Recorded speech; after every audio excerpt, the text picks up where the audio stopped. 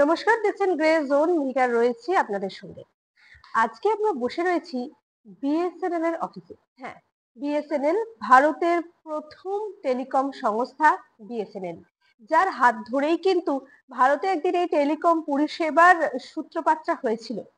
আজকে কিন্তু আমরা অনেকেই ভাবছি যে বিএসএনএল হয়তো ইতিহাসের পাতাতেই চলে গেছে, কিন্তু বিএসএনএল আবার যে ঘুরে দাঁড়াচ্ছে, বিএসএনএল আবার নিজেকে আপডেট করে, নিজেকে আপগ্রেড করে, নতুন যুগের মতো করে নিজেকে আবার তৈরি করে নিচ্ছে এবং নতুন প্রজন্মের কাছে নিজেকে তুলে ধরার জন্য রেডি হচ্ছে।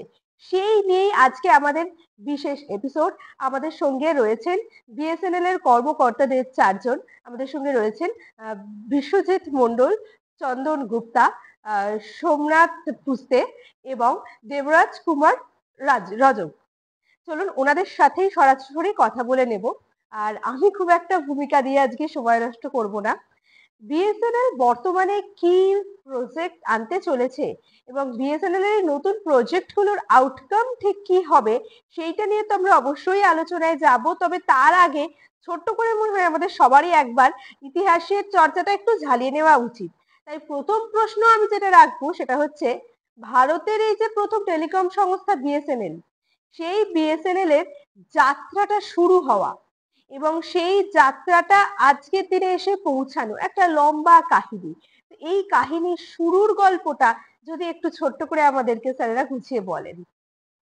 দেখুন, আমরা তো অনেক পরে এসছি। অ্যাকচুয়ালি এটা বিএসএনএল ছিল না। বিএসএনএল ফুল ফর্ম হচ্ছে ভারত সঞ্চার নিগম লিমিটেড। এটার ইতিহাস তৈরি হয়েছে 2000 সালে অক্টোবর মাসে। তার আগের ইতিহাস বলতে গেলে ছিল হচ্ছে ডট, ডিপার্টমেন্ট অফ টেলিকম, আর ডিওপি, ডিপার্টমেন্ট অফ পোস্টাল। এই দুটো একসঙ্গে পিএনটি বলা হতো, পোস্ট অ্যান্ড টেলিগ্রাফ। এইটা হচ্ছে প্রথম সংস্থাটা, যে সংস্থা বলবো না, এটা গভর্নমেন্টের পুরো ওরিয়েন্টেড ছিল। এরপরে এটা চলার পথে তারপরে সেটা দুভাগে ভাগ হয়। একটা হচ্ছে ডিপার্টমেন্ট অফ টেলিকম, একটা হচ্ছে ডিপার্টমেন্ট অফ পোস্ট অফিস, মানে পোস্টাল। এই পথটা অনেকটা চলার পর চলতে থাকে। চলার পর আমার ডিপার্টমেন্ট অফ পোস্ট অফিস পুরোপুরি সরকারের নিজস্ব, আর আমাদের হয়ে যায় হচ্ছে পিএসইউ সেক্টর, ভারতের অধীনস্থ সংস্থা। সেটা 2000 সালের অক্টোবর মাস। ঠিক আছে, এইটা হচ্ছে মানে চলার পথটা আমি বললাম। এবার বিএসএনএল হওয়ার পর আমাদের যেরকম ভারত পুরোপুরি গভর্নমেন্ট ওরিয়েন্টেড, কিন্তু এটা পিএসইউ, পাবলিক সেক্টর এন্টারপ্রাইজ। ঠিক আছে, এই হচ্ছে প্রাচীন ইতিহাস। মানে প্রথম থেকে বলতে গেলে অ্যাকচুয়ালি ছিল হচ্ছে এটা হচ্ছে পিএনটি, পোস্ট অ্যান্ড টেলিগ্রাফ ছিল। তারপরে সেটাকে ভেঙে হয় ডিওটি অ্যান্ড ডিওপি। তারপরে সেই ডিওটি থেকে, ডিওটি এখনো আছে, আমরা কিন্তু ডিওটির আন্ডারে, এখনো ডিওটি আছে, ডিওটির আন্ডারে বিএসএনএল। এই হচ্ছে প্রাচীন ইতিহাস বিএসএনএল হওয়ার পেছনের প্রাচীন ইতিহাস। আগেই কিন্তু বিএসএনএল হয়নি, বিএসএনএল হয়েছে 2000 সালের অক্টোবর মাসে। বিএসএনএল এখন কিভাবে নিজেকে আপগ্রেড করছে এবং কিভাবে নিজেকে আপডেট করছে, তার এই চেঞ্জেস গুলো কি কি হবে? দেখুন, পিছিয়ে পড়া বলবো না আমি, কিন্তু একটু আমরা পিছিয়ে পড়ার দিকে গেছিলাম, কিন্তু সেটাকে আমরা 2020 সালে মাননীয় প্রধানমন্ত্রী নরেন্দ্র মোদীজি এবং তার স্বপ্নের project digital India, government of India digital India যে প্রজেক্ট, সেই প্রজেক্টের অধীনে উনি আমাদের একটা স্বপ্নের দিশা দেখালেন। সেই দিশার মধ্যে আমি বলতে পারি উনি ওনার যে চেষ্টা, এবং সেই চেষ্টার নিরিখে উনি করলেন কি, আমাদের টিসিএস এর সঙ্গে একটা টাই আপ করলেন, যে ওনারা দেশীয় প্রযুক্তিতে, যেহেতু আমাদের চীনা সংস্থার সঙ্গে একটা গভর্নমেন্ট অফ ইন্ডিয়ার একটা মতভেদ তৈরি হয়েছিল তখন চায়নার সঙ্গে, সেই জন্য আমাদের দেশীয় প্রযুক্তিতে, যে দেশীয় প্রযুক্তিতে আমাদের নেই 4G সার্ভিস, সেই দেশীয় প্রযুক্তিতে ওনার স্বপ্নে, যে দেশীয় প্রযুক্তিতে আমরা যে গড়ে উঠতে পারবো, ভারতবর্ষ যে দেশীয় প্রযুক্তি এগিয়ে যেতে পারবে, সেই জন্য উনি টাটা কনসালটেন্সি সার্ভিসেসের সঙ্গে বিএসএনএল এর একটা যৌথ সম্মেলন ঘটালেন। এবং সেই তার দরুন আমাদের 4G সার্ভিসের পুরোপুরি দেশীয় প্রযুক্তি হার্ডওয়্যার ওনারা তৈরি করলেন, এবং তার ফলশ্রুতিতে আমাদের 4G সার্ভিস চালু হলো। হ্যাঁ, এরপরেই আমাদের গতি একটু 3G সার্ভিস ছিল, আমাদের 4G সার্ভিসটা আমাদের একটু দেরি হয়েছে সার্ভিস, কিন্তু আমরা এখন 4G সার্ভিস আমাদের মাননীয় প্রধানমন্ত্রীজির নিজস্ব মানে ধ্যান ধারণা এবং গভর্নমেন্ট অফ ইন্ডিয়ার নিজস্ব প্রযুক্তিতে এই আমাদের 4G সার্ভিসটা চালু হতে এখন অনেকটা আমরা এগিয়ে গেছি। এবং আমরা বর্তমানে যারা আছে প্রাইভেট সংস্থাগুলো, তাদের সঙ্গে তালে তাল মিলিয়ে কাঁধে মানে তাদের থেকেও আমাদের মানে এগিয়ে যাওয়ার অনেকটাই এগিয়ে গেছি। 4G সার্ভিস ছাড়াও আর কি আলাদা আলাদা চেঞ্জ বিএসএনএল আনছে? দেখুন, 4G সার্ভিস তো আমাদের চালু হয়ে গেছে পুরো ভারতবর্ষে দেশীয় প্রযুক্তিতে। এবার আমরা এগোচ্ছি যে 5G সার্ভিসের দিকে। আমাদের 5G সিম অলরেডি দেওয়া শুরু হয়ে গেছে এবং কিছু দিনের মধ্যেই আমাদের 5G সার্ভিস চালু হয়ে যাবে। আমাদের মাননীয় টেলিকম মিনিস্টার স্যার এবং হচ্ছেন আমাদের প্রধানমন্ত্রী স্যারের যৌথ প্রচেষ্টা এবং গভর্নমেন্ট অফ ইন্ডিয়ার প্রচেষ্টায় আমাদের 5G সার্ভিসও খুবই তাড়াতাড়ি চালু হয়ে যাবে। 4G আমাদের খুবই ভালো চলছে। নেক্সট প্রজেক্ট হচ্ছে আমাদের 5G। 5G সিম দেওয়া আমাদের অলরেডি চালু হয়ে গেছে। বিএসএনএল এর যে দুটো অত্যন্ত পুরনো পরিষেবা, টেলিফোন এবং ইন্টারনেট পরিষেবা, তো সেই পরিষেবাগুলোর কতখানি আপগ্রেডেশন হচ্ছে এবং তার কতখানি পরিবর্তন আসছে? দেখুন, অ্যাকচুয়ালি ল্যান্ডলাইন তো বহুদিনের, এটা সবাই জানে, বরাবর চলে আসছে। আগে ছিল কপার নেটওয়ার্ক এবং কপার নেটওয়ার্কে বহুকাল ধরে বিএসএনএল সার্ভিস দিয়ে আছে। তার আগে ডট ছিল, তারপর বিএসএনএল হয়েছে। তা প্রথমে শুধু ভয়েস কথা বলার জন্য ব্যবহার হতো ল্যান্ডলাইন, তারপরে এসেছিল internet service data one. Data one যখন আসে বিএসএনএল এর, তখন আদার্স কোনো সার্ভিস ছিল না তার তুলনায়, যথেষ্ট নাম করেছিল এবং ডাটা ওয়ান যথেষ্ট ভালো সার্ভিস দিত। কিন্তু সময়ের সাথে আপনার কপার নেটওয়ার্ক, যেটা মাটির তলা দিয়ে আন্ডারগ্রাউন্ড যায়, বিভিন্ন জায়গায় কাজকর্ম হয়, কেবিল কাটা যায়, বিভিন্ন ধরনের সমস্যার জন্য কপার নেটওয়ার্ক আস্তে আস্তে ড্রপ করেছে। ড্রপ করার জন্য ব্রডব্যান্ড সার্ভিসও সেই তুলনায় ড্রপ করেছে।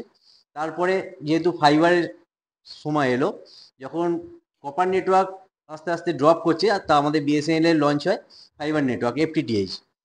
এফটিটিএইচ আসার পর থেকে সেই ডাটা ওয়ানের যে সমস্যাটা ছিল, সেই সমস্যাটা বিএসএনএল ওভারকাম করেছে এবং এখন বর্তমানে এফটিটিএইচ এর কানেকশান যথেষ্ট ভালো এবং অনেক কানেকশান, মানে সারা ভারতে দেখতে গেলে প্রচুর কানেকশান এখন রয়েছে। এই এফটিটিএইচ এর কানেকশানে একটা সুবিধা রয়েছে যে আপনার মানে যেটা ছিল ব্রডব্যান্ডের ক্ষেত্রে স্পিড কমে যাওয়া বা স্পিডের সমস্যা, সেই জিনিসটা কিন্তু এখন নেই। এফটিটিএইচ এ যথেষ্ট ভালো স্পিড এবং তার মাধ্যম দিয়ে টিভি দেখতে পাচ্ছি, ইন্টারনেট চলছে এবং ফোনও চলছে একসাথে। তা সেহেতু সাবস্ক্রাইবারদের অনেক সুবিধা হচ্ছে, অন্যান্য অপারেটর থেকে স্পিডও ভালো এবং আপনার রেটেতেও অনেক বেশি সুবিধা দিচ্ছে।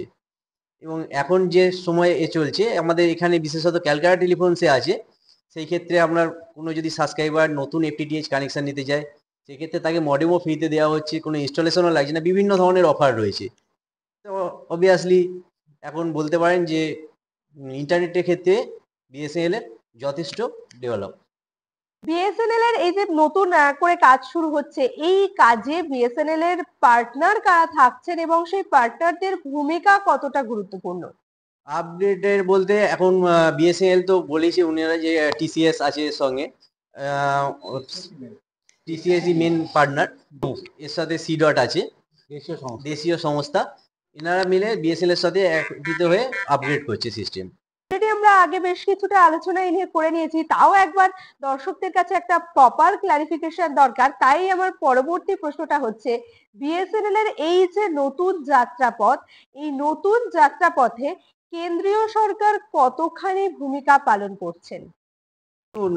আগেও যেটা শুনেছেন, কেন্দ্রীয় সরকারের ভূমিকা তো অবশ্যই সবার প্রথম। তা ওনাদের সদিচ্ছা ছাড়া তো কোনোদিনই এগোনো সম্ভব ছিল না। তা কেন্দ্রীয় সরকার, নরেন্দ্র মোদী সরকার আসার পর থেকে যে উনি আপগ্রেডেশনের এইটা পরিকল্পনাটা করেছিলেন, তা এখন যথেষ্ট আমরা বিএসএনএল এগিয়ে আছে এবং এটা আরো এগোনোর চেষ্টা চলছে দেশীয় প্রযুক্তির মাধ্যমে। বিএসএনএল এর যারা পুরনো গ্রাহক এবং যারা বিএসএনএল এর নতুন গ্রাহক হতে চলেছেন, সেই নতুন জেনারেশনের মানুষজন, এই দুই দলের মানুষদের জন্য আপনাদের কি বার্তা? প্রথমে আমি গুরুত্ব দেবো আমার পুরনো গ্রাহকদের প্রতি। পুরনো গ্রাহকরা আমাদের প্রতি কিছুটা অসন্তুষ্ট ছিল, কেননা পুরনো গ্রাহকরা পুরোপুরি, আগে তো বিএসএনএল মানেই হচ্ছে ল্যান্ডলাইন। ল্যান্ডলাইনটায় আমাদের একটা জিনিস চলতে চলতে চলতে চলতে সেটা ক্ষয় হয়। যেমন পাথরের উপর যদি আপনি দীর্ঘদিন ধরে কাপড় কাচেন, সেই পাথরটাও কিন্তু ক্ষয়ে যায়, দেখবেন। সেই তারই মতো ল্যান্ডলাইনটারও, কপার তো অনেক দিন আগের পাতা, সেটাও চলতে চলতে চলতে তারও ক্ষয় হয়েছে। তার ফলে সেই ক্ষয় হওয়াতে আমরা সেটাকে অনেকবার রেকটিফিকেশন করেছি, অনেকভাবে তুলে ধরার চেষ্টা করেছি। সাধারণ মানুষকে আমরা সার্ভিসও দিয়েছি ঠিকঠাকভাবে, কিন্তু তাও মানুষের মধ্যে আর অসন্তোষ তৈরি হয়েছিল। সেই অসন্তোষকে পুনরুদ্ধার করার জন্য গভর্নমেন্ট অফ ইন্ডিয়া এবং মাননীয় আমাদের প্রধানমন্ত্রীজি ডিজিটাল ইন্ডিয়ার যে প্রয়াস, সেই প্রয়াসে উনি আনেন হচ্ছে fibre optics cable, FTTH, fibre to the home, মানে ঘরে ঘরে ফাইবার কানেকশন। এবং তার জন্য আমাদের যে মানে প্ল্যান আছে, সেই প্ল্যানটা অত্যন্ত নগণ্য, মানে কারুর এই প্ল্যান নেই। 329 টাকা প্লাস জিএসটি মিনিমাম। কোনো প্রাইভেট অপারেটরে এরকম ফাইবার প্ল্যান নেই। তার কারণ হচ্ছে আমাদের প্রধানমন্ত্রীর স্বপ্নের এটা হচ্ছে প্রয়াস যে ঘরে ঘরে ফাইবার ব্রডব্যান্ড, ডিজিটাল ইন্ডিয়ার যে main theme fibre broadband, fibre করা, সেইটাকে পৌঁছে দেওয়া। তো আমাদের পুরনো গ্রাহকদের উদ্দেশ্যে একটাই কথা বলবো যে আপনাদের যে ল্যান্ডলাইন নাম্বার, পুরনো ল্যান্ডলাইন নাম্বার, সেই ল্যান্ডলাইন নাম্বারগুলোকে আজকেও আপনি পেতে পারেন ফাইবার কানেকশনের মাধ্যমে।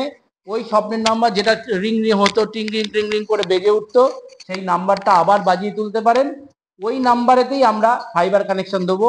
আপনারা আসুন, একবার দেখুন, না পছন্দ হলে তো ছাড়ার অপশন আবার থাকবে, কিন্তু আপনারা একবার পরখ করুন। বিএসএনএল সেই বিএসএনএল নেই, বিএসএনএল এর যুগ পাল্টেছে, বিএসএনএল অনেক পাল্টে গেছে মাননীয় প্রধানমন্ত্রীজির অত্যন্ত প্রয়াসে। নতুন তরুণ প্রজন্মকে বলবো একটাই কথা, যে দেখুন প্রাইভেট অপারেটর থাকবেই, কিন্তু তাদের যে রিচার্জ বা আছে, সেই রিচার্জের জায়গায় আমাদের রিচার্জ অত্যন্ত নগণ্য। আর এখন তো আমাদের নতুন প্রজেক্ট চলছে মাননীয় প্রধানমন্ত্রীজির এবং ডিজিটাল ইন্ডিয়া প্রয়াসে, ফ্রিডম প্ল্যান, আজাদি কা প্ল্যান, মানে ভারতবর্ষ স্বাধীনতার যে মাস, সেই মাসে পুরো 1 আগস্ট থেকে 31 আগস্ট আমাদের 1 টাকায় নতুন সিমও নিতে পারেন, পোর্টও করাতে পারেন। তাতে আপনার ফেসিলিটি প্রচুর, 30 দিন unlimited call, per day 2 GB data, 100 SMS per day. এই সুযোগ হারাবেন না। আসুন, একবার পরখ করুন, মাত্র 1 টাকার তো ব্যাপার। দেখুন না, বিএসএনএল জেগে উঠেছে, এটুকুনি বলতে পারি। যেহেতু দেশীয় প্রযুক্তি এবং হচ্ছে গভর্নমেন্ট অফ ইন্ডিয়ার অধীনস্থ সংস্থা, সেই জন্য আমাদের রিচার্জের যে অ্যামাউন্ট যে কোনো প্রাইভেট অপারেটর থেকে অনেকটাই কম। হ্যাঁ, আমাদের যেমন হচ্ছে মাসে 199, 199 টাকায় আপনি কি পাচ্ছেন, 2 GB per day data, unlimited call, 100 SMS per day. আমার মনে হয় না কোনো প্রাইভেট কোম্পানির এই টাকায় এত ভালো সার্ভিস আছে। এটাই হচ্ছে সবচেয়ে বড় বিএসএনএল এর অ্যাচিভমেন্ট। অনেক ধন্যবাদ আপনাদেরকে। আজকের এপিসোডটা যে শুধুমাত্র খুব ইনফরমেটিভ এপিসোড তা কিন্তু নয়। যে টেলিকম সংস্থার হাত ধরে আমরা একদিন মোবাইল ফোন কি, মোবাইল ফোনের ব্যবহার কিভাবে হয় সেইটা শিখতে শুরু করেছিলাম, যে টেলিকম সংস্থা একদিন আমাদের সবার বাড়িতে ল্যান্ডফোন আর কম্পিউটারের মাধ্যম দিয়ে ইন্টারনেট পরিষেবা পৌঁছে দিয়েছিল, সেই টেলিকম সংস্থার অনেকখানি গল্প, সেই টেলিকম সংস্থা কিভাবে নিজেকে ভ্যালুয়েট করে আমাদের সঙ্গে থেকে যেতে চাইছে, সেই গল্প কিন্তু আমরা ডিটেলসে জানলাম।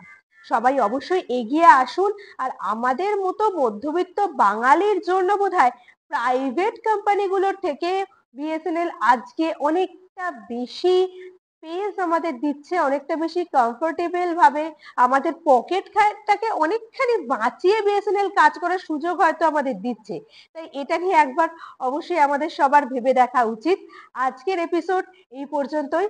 আজকের মতো চলি, নমস্কার।